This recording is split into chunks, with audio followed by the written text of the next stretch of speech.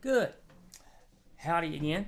So in our last video, we talked about what is a fiddle. It's this. And today, we're going to make some music. Let's get the bow on the strings. Now, how to approach it. If you've never played a fiddle before, it won't sound good. The fiddle is a hard thing to learn, and it's very easy to make squeaky noises. But that shouldn't be something that discourages you. That should just let you know that you're in for a journey here, but not to get discouraged if you start playing and you say to yourself, well, this doesn't sound good. Nobody's ever sounded good when they started, and I certainly didn't. So be encouraged, and we'll get there. Okay. So first thing is get your bow and put some rosin on it. Rosin it up to where it makes a sound when you put it on the fiddle strings. Good. Then and then also you want to tighten up your bow hair. Now, different people of professionals, some of the great fiddle players in the world, a lot better than me, have all used different tensions. Some people really tighten it up a lot and nearly make their bow bend backwards. Michael Cleveland. Some people play with a much looser bow, Kenny Baker. Some people do things kind of in between. But you'll figure that out. More importantly is just to tighten it up some and then get the bow on the strings. And then because you got to start the journey to see what's really going to be right for you. So, shall we? Let's do it. So here we go. For a bow hold, there are different styles of bow holds, mainly two different styles. There's one that's like this, where your thumb is below the frog. Mark O'Connor, Casey Dreesen, they do things this way. Obviously, it works very well for them. Most of the world, though, plays like this, where your thumb is kind of in this little crook here in between what's usually leather on a bow and where the frog is. You just kind of let it rest in there and put this finger here right over what they call the eye. Most bow frogs have a little something, a little bling here. But if yours doesn't, then just put it there in the middle and get to where you can hold it like that. Just hold it and it doesn't fall. And then that's it. And then you take the bow and you place it on the strings. Okay? Let's start here on this lowest string, and this is G.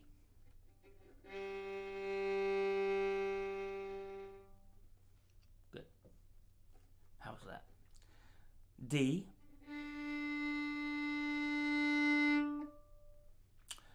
A. And E.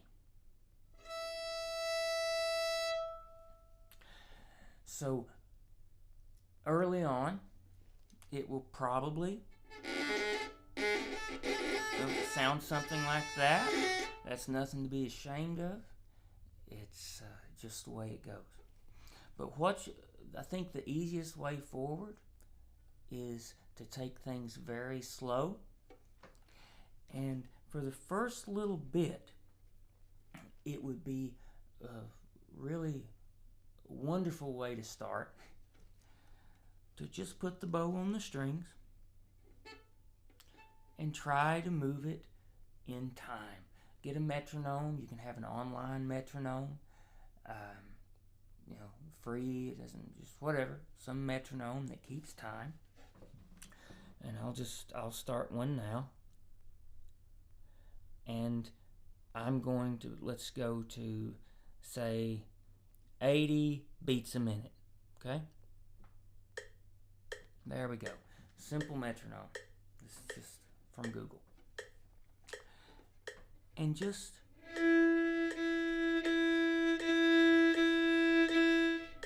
pick a string. Let's pick, say, the G string, since you don't have any others. And just work on going back and forth in a way that's smooth. And if this is too fast, this is at 80, slow it down. You know, it's all about what you can do easily. It doesn't matter what other people can do. It just matters what you can do and what you feel comfortable with. And the idea for now on is to practice something at, say, some tempo to where it feels easy, and then push it just a little bit more to where it feels a little less easy, but then you do that part and it starts to feel easy, and then you just keep going up. So let's start here at 50 beats per minute, and just gonna go 3, 4, 2, 3, 4, 1, 2, 3, 4, maybe that, and then change it up just a little bit. 1, 2, 3, 4. Yeah. And then change it up, maybe one bow stroke per. So 1, 2, 3, 4, 1. Yeah. Make your own patterns to keep it interesting, and then do that for the other 4 strings until you feel pretty comfortable getting a nice tone out of each of the strings. So the D,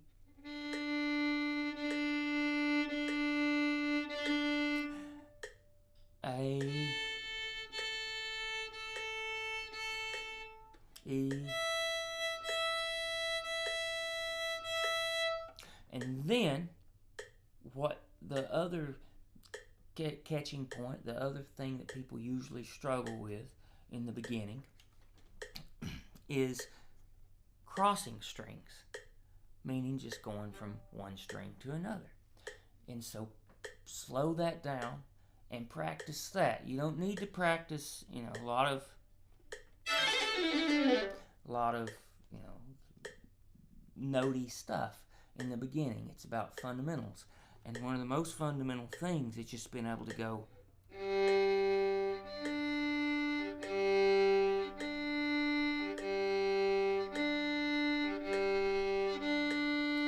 because everything starts there. Like that, or Orange Blossom, you know, all that cool stuff starts at going.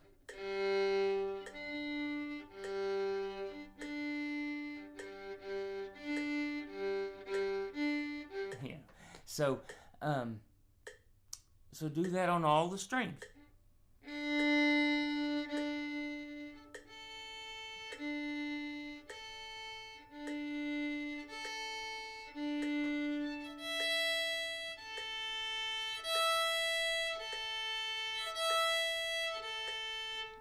And then build up the speed as you're able. When you feel confident with that, then boost that metronome up to some other speed. Let's just jump up to 80, let's say.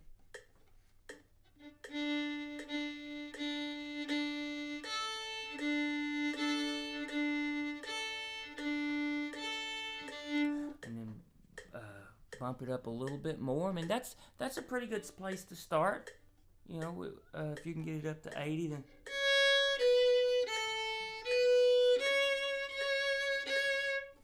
that's great. I would suggest, if you can, try getting it up to around 100.